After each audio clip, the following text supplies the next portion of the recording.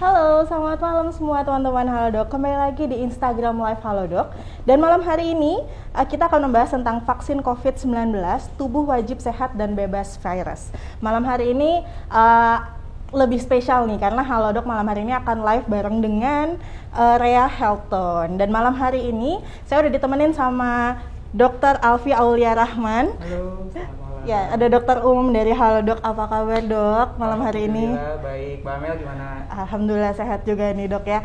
Nah, malam hari ini kita akan bahas tentang vaksin COVID-19, tubuh wajib sehat dan bebas virus nih. Untuk teman-teman Halodoc di rumah, hari ini kebetulan bertepatan dengan Hari Kesehatan Dunia, tanggal 7 April. Kita akan bahas tentang vaksin COVID-19, cara tubuh sehat dan bebas virus.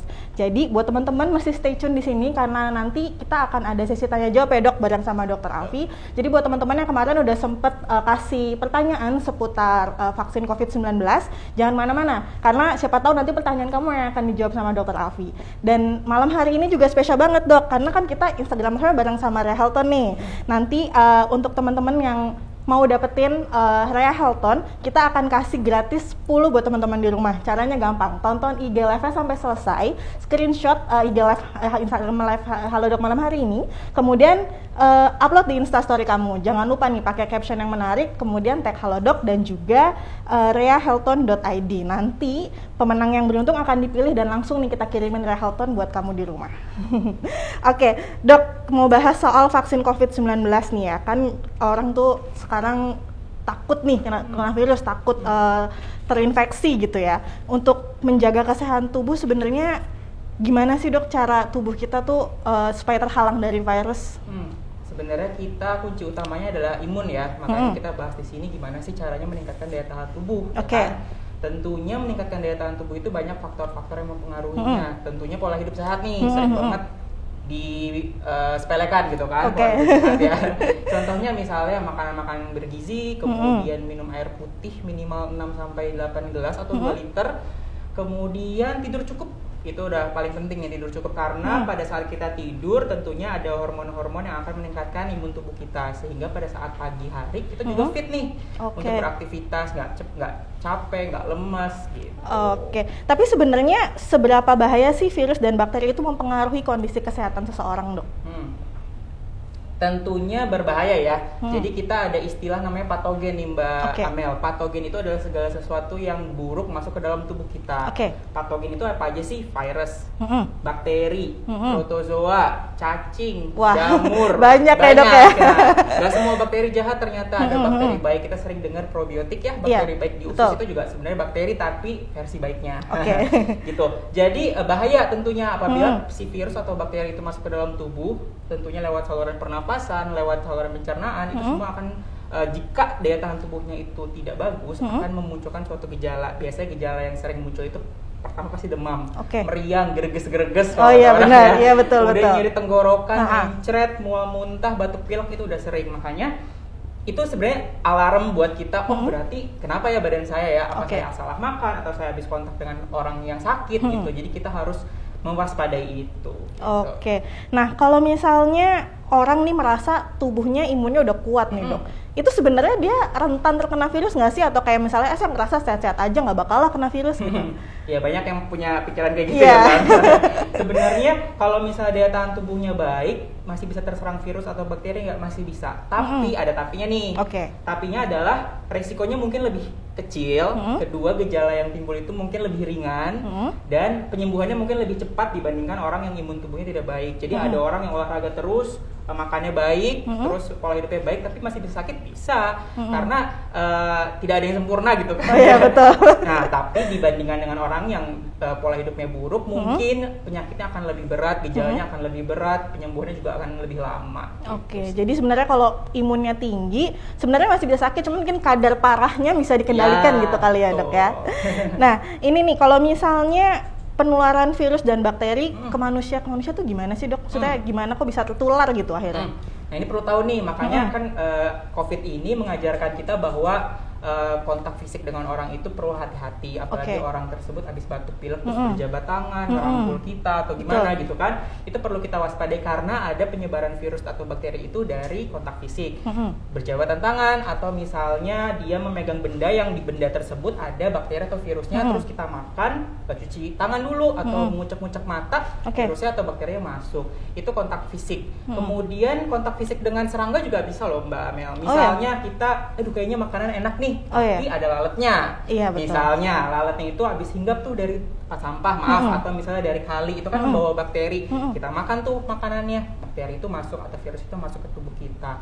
Atau dari ibu hamil ke janinnya juga bisa. Hubungan seksual juga bisa, atau misalnya dari person to person, dari kontak fisik gitu.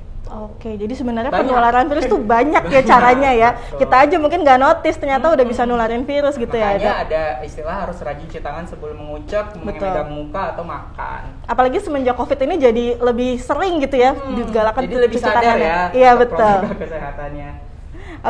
Nah untuk ada yang pengen tahu nih dok, kalau sekarang kan udah musimnya vaksinasi COVID-19 nih gitu ya. Syaratnya apa sih dok supaya kita tuh bisa vaksin gitu? Ini mungkin udah ada yang 2 kali nih, kan kita tahu ya vaksin itu 2 kali ya boosternya kan. Mungkin udah ada yang vaksin, ada yang masih nunggu, ada yang baru 1 kali gitu kan. Sebenarnya syarat utamanya apa? Harus sehat, harus fit gitu. Jadi nggak boleh demam, nggak boleh batuk pilek, nggak boleh sakit diare atau segala macam. Nah yang paling kendala di lapangan itu kadang-kadang pasiennya itu nggak jujur Mbak Mel. Jadi mau vaksin nih, tapi lagi batuk pilek, lagi nggak enak nih, tapi nggak gitu. Maksudnya nggak jujur gitu. Itu kan akhirnya harus screening. Jadi sebenarnya harus sehat. Kedua, tekanan darahnya harus stabil. Jadi kan biasanya sebelum vaksin itu di screening dulu ya. Tensinya itu nggak boleh lebih dari 180/110. Kemudian kalau misalnya teman-teman yang atau keluarganya yang punya riwayat penyakit kronis, misalnya asma, jantung, penyakit hati, kanker segala macam itu, sebenarnya kalau tidak lagi fase akut atau lagi munculnya ini lebih baik ditunda dulu. Kalaupun sudah stabil, alangkah baiknya bawa lembar persetujuan dari dokter yang merawat bahwa diperbolehkan vaksin. Kemudian ibu menyusui sudah boleh Mbak Mel. Yang tidak diperbolehkan sementara ini adalah ibu hamil ya. Ibu hamil sama usia di bawah 18 tahun. Gitu. Berarti kalau untuk ibu menyusui itu walaupun dia sedang menyusui anak, jadi sebenarnya aman ya dok? Sudah boleh ya? Diperbolehkan, tapi kalau ibu hamil sementara ini masih ditunda. Gitu. Nah, sebentar lah, aku mesti ingetin teman-teman Halodoc yang di rumah nih. Sekali lagi buat teman-teman nanti jangan lupa tonton IG Live sampai selesai karena akan ada kesempatan buat kamu dapetin 10 Rea Health Tone yang akan dikirim langsung buat kamu. Caranya gampang, tonton IG Live sampai selesai, screenshot, kemudian upload ke Instastory kamu dan juga tulis caption yang menarik. Jangan lupa tag Halodoc dan reahealthton.id. Nanti pemenangnya akan dipilih langsung sama Rea dan akan dikirim langsung ke rumah kamu. Tadi kita lagi ngomongin vaksin ya dok, lanjut lagi nih. Aku mau tanya, kalau misalnya sudah vaksin, aman nggak dok dari virus nih? Ini sering banget ditanya ini pertanyaan bagus sih sebenarnya. Dok, saya udah vaksin 2 kali, saya boleh nggak kemana-mana? Saya boleh nggak pergi? Saya mau telepon kemana gitu ya dok ya? Jadi sebenarnya vaksin itu bukan obat ya. Vaksin itu adalah sebenarnya untuk pencegahan kita agar tidak tertular atau terinfeksi virus COVID-19. Jawabannya adalah masih bisa terkena, tapi resikonya yang tadi saya bilang akan lebih ringan dibandingkan orang yang belum pernah vaksin atau belum pernah terkena COVID-19 atau penyintas COVID. Ya kan kita sering ya penyintas COVID. Jadi masih bisa kena lagi, tapi prevalensinya akan lebih rendah dibandingkan orang yang sudah vaksin. I see.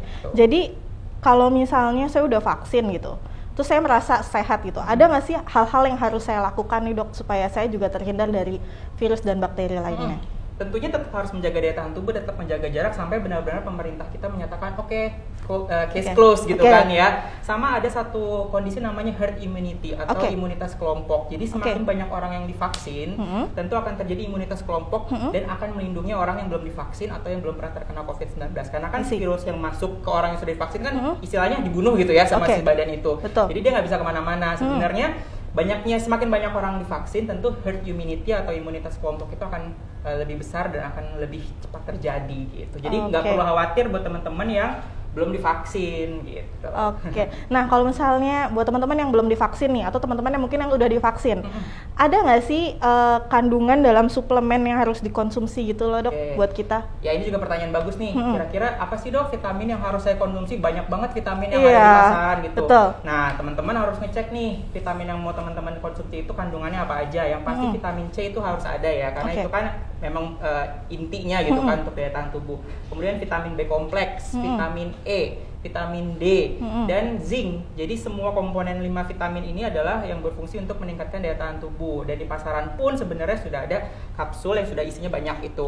Nah, di luar itu ternyata ada juga vitamin yang bisa membantu meningkatkan daya tahan tubuh yang isinya herbal atau natural gitu kan.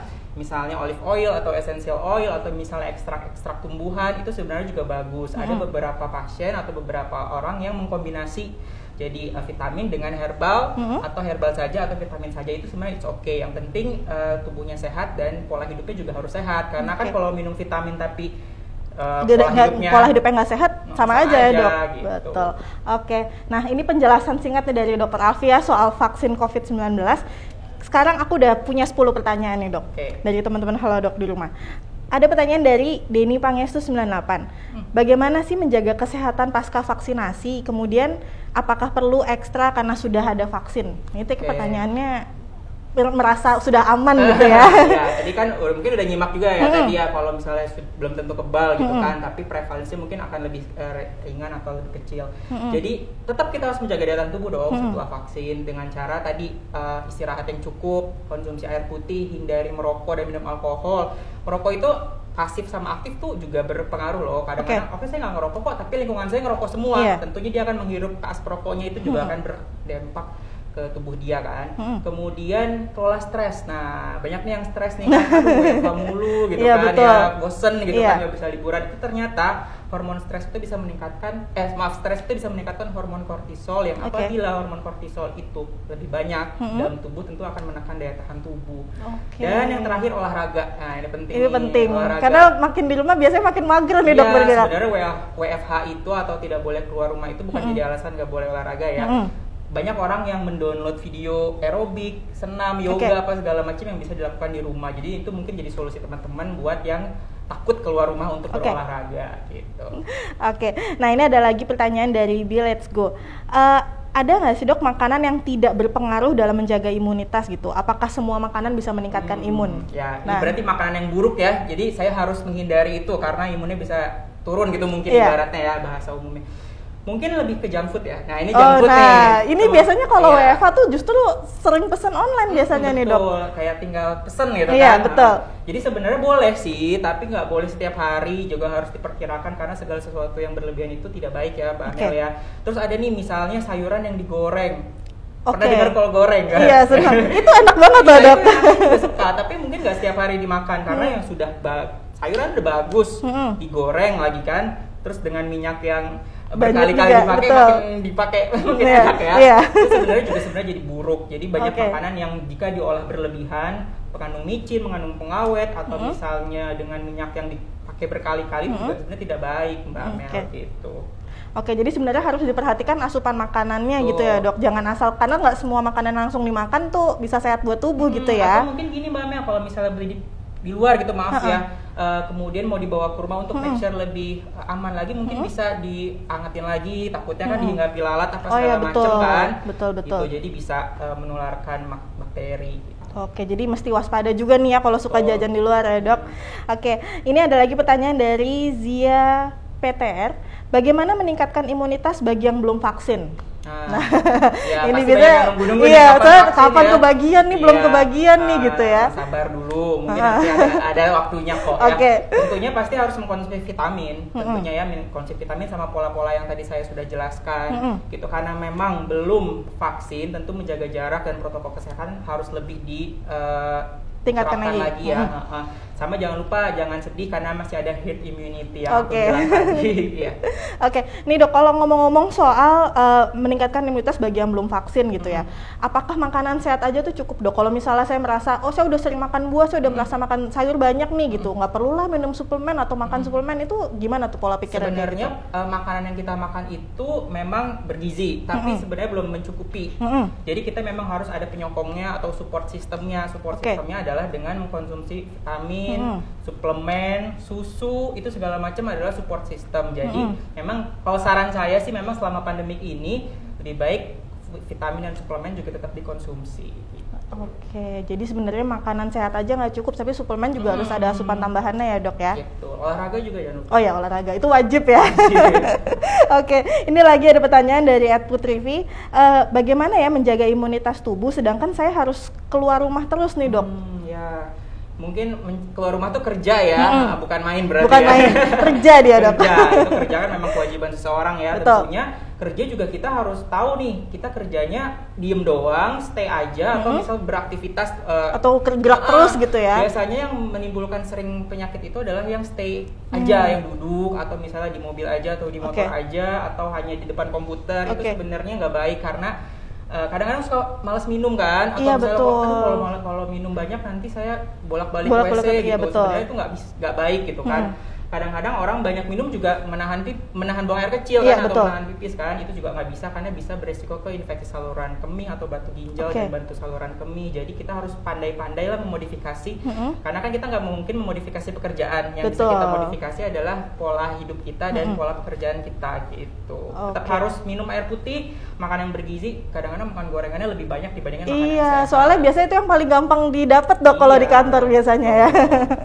Oke, jadi sebenarnya kalau misalnya bekerja atau keluar rumah gitu ya, tetap bisa jaga kesehatan. Yang penting pola hidupnya itu diperhatiin lagi, pola hidup sehatnya ya dok. Banyak kok hal-hal yang bisa dimodifikasi kalau orang tersebut mau. Oke, memang ada kemampuan di situ bisa ya dok.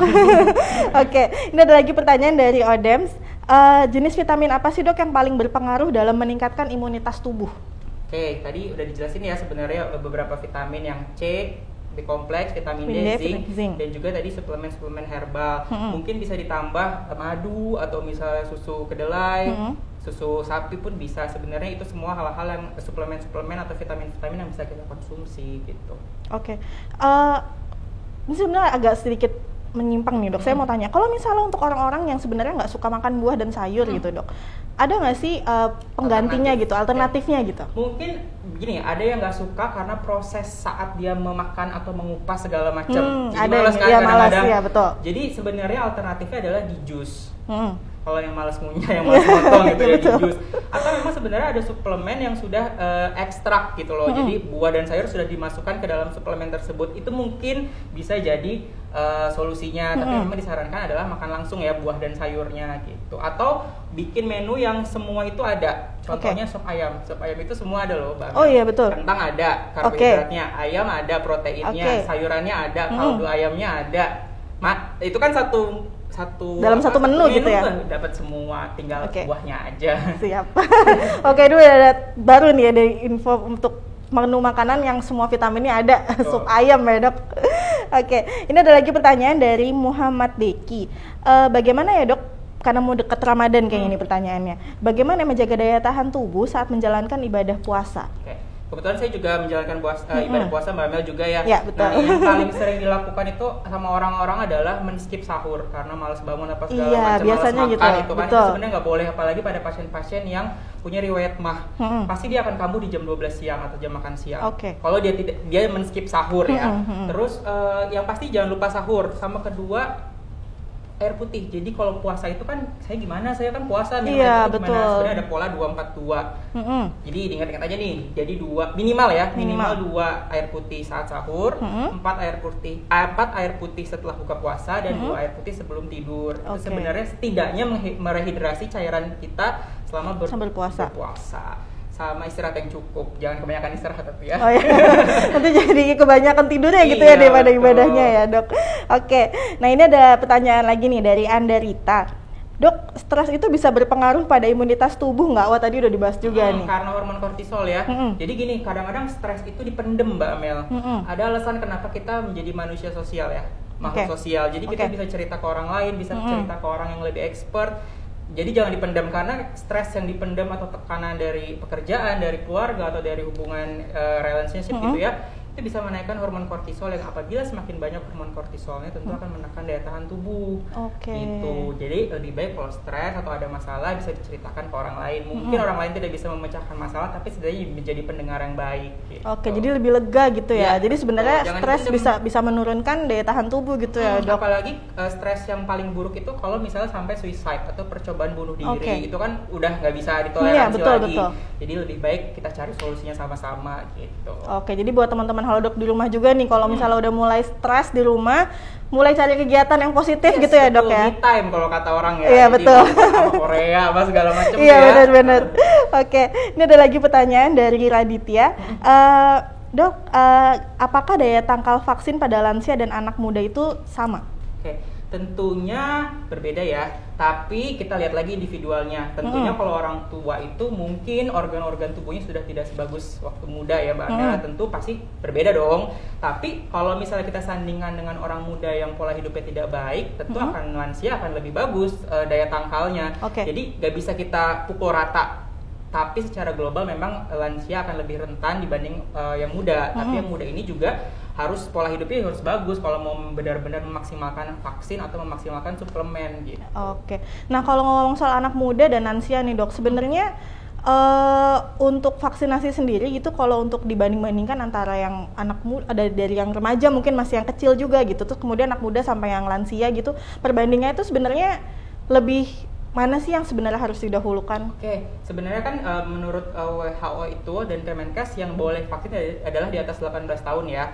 Memang tapi diprioritaskan lansia. Kenapa? Karena lansia daya tahan tubuhnya memang sudah tidak baik, apalagi biasanya sudah punya penyakit penyerta, asma, kencing manis, hipertensi. Jadi biasanya yang diprioritaskan adalah lansia. Yang muda apabila memiliki suatu penyakit sebelumnya juga sebenarnya jadi prioritas. Jadi ada tingkat prioritas lansia, muda dengan komorbid atau dengan penyakit penyerta, dan muda yang sehat. Gitu.